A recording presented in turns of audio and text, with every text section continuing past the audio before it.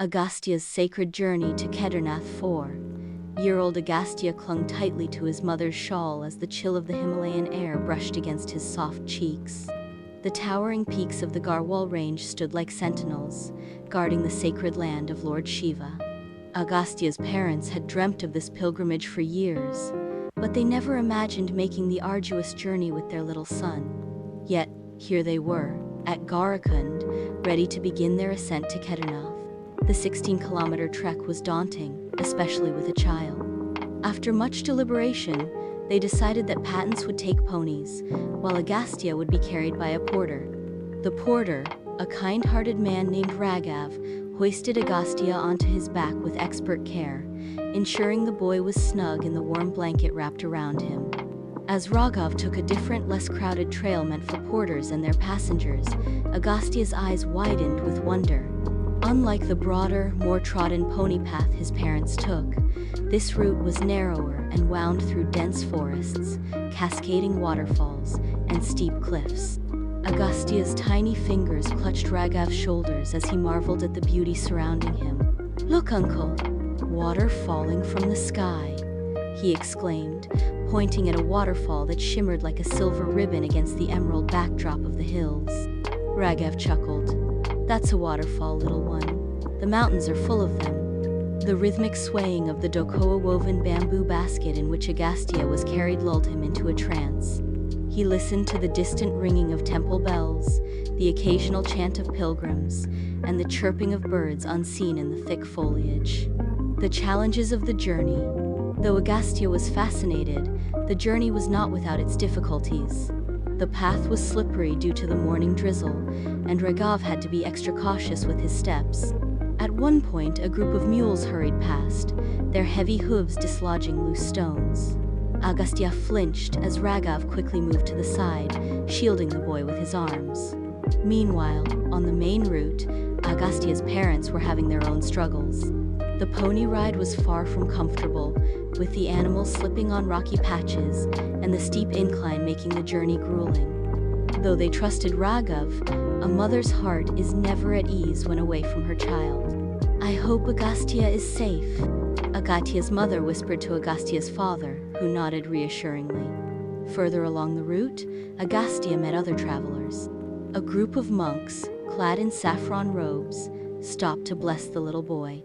"May Lord Shiva protect this young devotee," one of them said, placing a Rudraksha mala around Agastya's neck. An old woman, struggling to carry her small bundle of belongings, paused to smile at Agastya. "Oh, little Shiva himself is visiting Kedarnath today," she said, her voice filled with warmth. Agastya, in his innocent way, merely giggled and offered her one of his biscuits. The simple act of kindness brought a sparkle to the elderly woman's eyes. As they reached a particularly steep section of the trail, dark clouds loomed overhead. A sudden gust of wind made Agastya shiver, and he buried his face into Raghav's shoulder. "Uncle, is it far?" he asked, his voice quivering slightly. "Not much further, little one. You're very brave," Raghav encouraged him. Just then, a loud clap of thunder roared through the mountains, making Agastya cry out in fear. Raghav patted his back gently. "The mountains speak in their own way, but they mean no harm. Do you know what Shiva carries? A Damarua drum. Maybe the thunder is just him playing a song for you." Agastya blinked away his tears and listened again. This time, the thunder didn't seem as frightening. Instead, it felt like a grand welcome, a divine rhythm echoing through the valleys.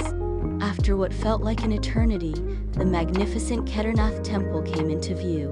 Its stone walls, weathered by time and devotion, stood resolute against the backdrop of snow-capped peaks. The air vibrated with the sounds of bells and chants of Har Har Mahadev. Agastya's eyes lit up as he saw his parents waiting near the entrance. "Mama! Papa!" he squealed, reaching out excitedly.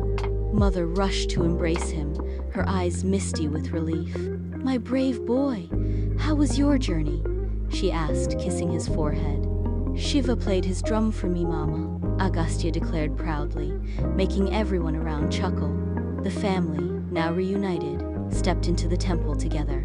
As Agastya folded his tiny hands before the sacred Jyotirlinga, a sense of peace washed over him. He didn't understand the depth of the moment, but in his heart, he felt something beautiful and unexplainable connection to the divine.